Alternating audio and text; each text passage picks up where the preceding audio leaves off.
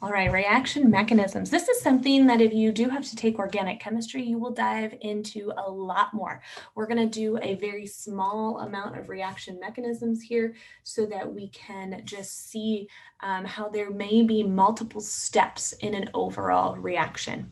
So chemical reactions are generally described with an equation listing all the reactants and all of the products. Okay, that's what we've done with balancing chemical equations before. The probability of more than 3 molecules colliding at the same time is very, very unlikely.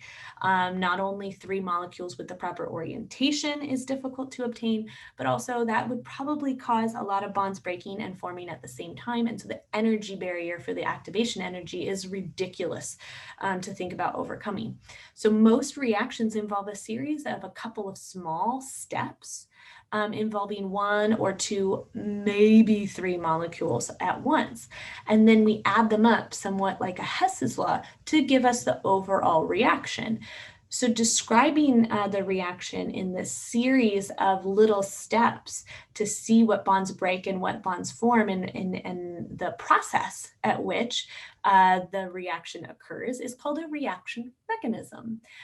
It deals with kinetics because it's all of the in-between things, not just the reactants and the products. Now we actually have to think about the in-between, the pathway that a reaction takes in order to make the products. Knowing the rate law of a reaction will actually help us understand the sequence of reactions in a mechanism. So if there's ever been a reaction that we identify and we're like, hey, wait, why is that reactant not part of the rate law? It's most likely because it's not part of an important step in the rate of the reaction. Might be in the middle. It's still part of the overall reaction, but the reaction may be occurring in a few series of small steps. So an example of a reaction mechanism, we have H2 gas and 2 ICl molecules making HCl and I2. All right, I like to put the little fonts that make L's, lowercase l's, look like capital I's. The overall reaction doesn't actually occur with these 3 molecules interacting all at once. Instead, we have 2 steps where an H2 gas molecule hits an ICl molecule to make HCl and HI. And you're like, whoa, where did HI come from? Well, HI is what we are going to call an intermediate. HI then goes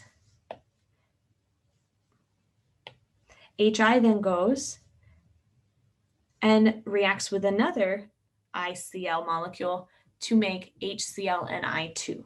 All right, so this reaction mechanism is a combination of elementary steps, meaning that they cannot be broken down into simpler steps and that the molecules are actually there interacting in a manner without any other steps. These 2 are the actual ones. If we were to draw a curved arrow type idea, these are the 2 molecules in step 1 that react and collide to form something, and then those 2 molecules can then go and 2 more molecules can then go and react and form something.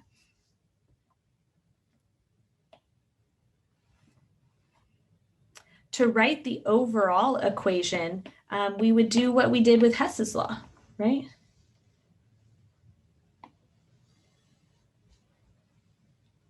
We would say HI appears on both sides. It's a product of the first step and a reactant of the second step. This is what we call an intermediate.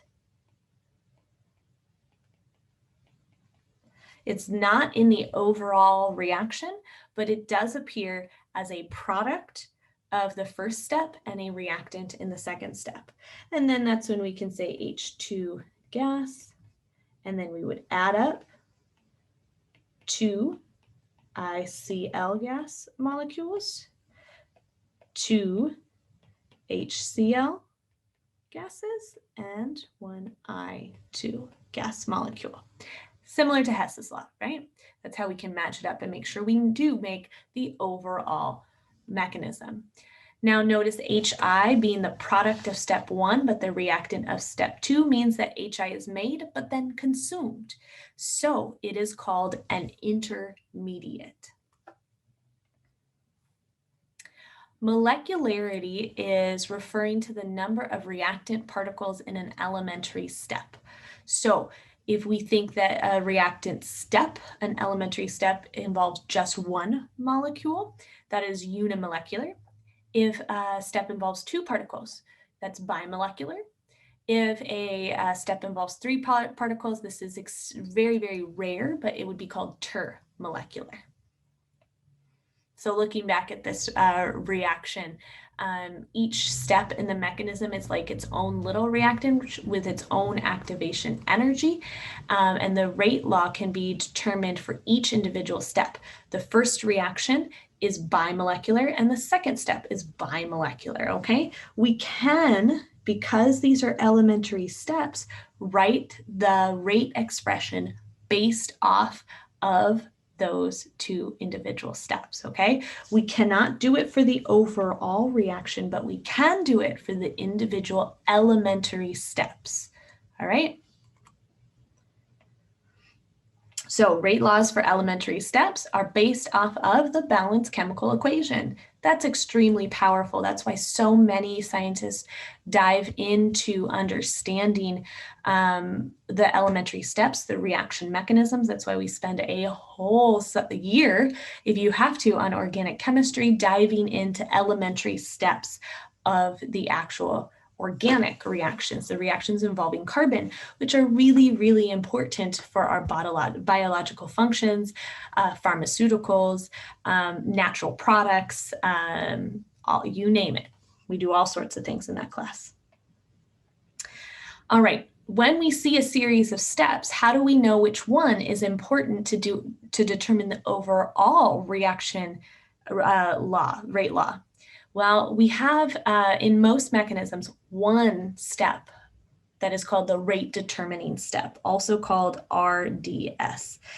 It's the one that occurs the slowest, has the highest activation energy, all right? This step, wherever it may be in a reaction, is the one that we can look at to determine the overall rate law. So the result is that product production cannot occur any faster than the slowest step, right? The slowest step is our rate determining step because it's the one that the products depend on to happen, and it happens the slowest. So the rate law of a rate determining step will determine the rate law of the overall reaction.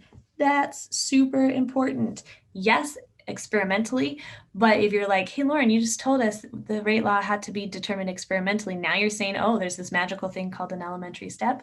Yes, because the elementary steps are determined experimentally. It's just a different way around. Here's another reaction to look at. NO2 and carbon monoxide can yield NO gas and carbon dioxide.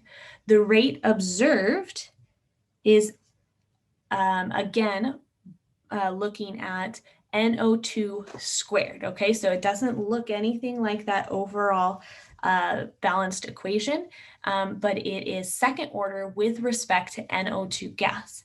Why? Well, the mechanism was proposed as two molecules of NO2 gas will react to form NO3 and NO. This is the slow step, all right? The second step is fast. It's when the NO3 intermediate,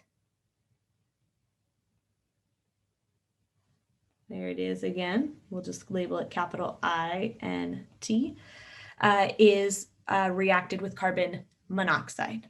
We can do the overall Heth's law, see if it matches the bolded overall reaction at the top. It does, all right?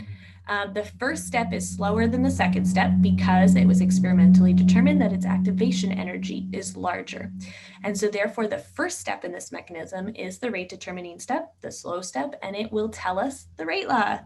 Woo! The elementary step that is slow directly correlates to the rate law for the overall reaction. Now here is the energy diagram, the reaction coordinate diagram for this two-step process. We have the reactants at some sort of energy. Step number 1, that's when the two NO2 molecules are colliding to make the high energy transition state. And they form this valley. These are the intermediates. These are the in-betweens of the actual reaction. All right, and then we have a second step with a lower activation energy. It's faster, and that's how we get to products, okay? So this two-step reaction has two transition states, one for each step. The thing that links the two steps together are the intermediates. Specifically in this reaction, NO3 is the intermediate. It's produced in the first step and used in the second step, okay?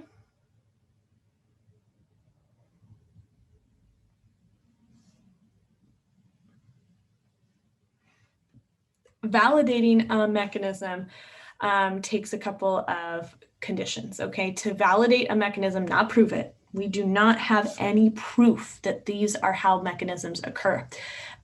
We don't yet have cameras that can actually see the molecules or the atoms reacting. We're very, very close. There are some really cool high-powered microscopes that are going into understanding and trying to visualize molecules in an actual reaction. Those are really fun, but they're not for every reaction yet. Two conditions must be met in order to validate a mechanism. The elementary step must be the sum of the overall balanced chemical equation, right? Sum to the overall balanced chemical equation. So we have to see that those steps add up, similar to Hess's law, to the overall. The rate law predicted by the rate determining step of the mechanism must be consistent with the experimentally observed rate law. So what people have done is have validated the rate law first by the experimentation we saw before, and then go through and try to determine what the actual mechanism would be and decipher how did the rate law come to be, and so which step is slow, et cetera, et cetera. Very cool stuff. You'll learn a lot more in organic chemistry and a little bit more when we come back into class.